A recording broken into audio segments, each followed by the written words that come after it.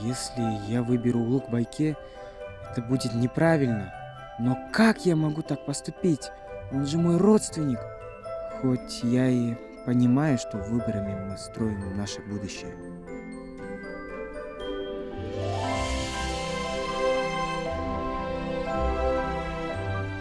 Ушуну алып белең балам?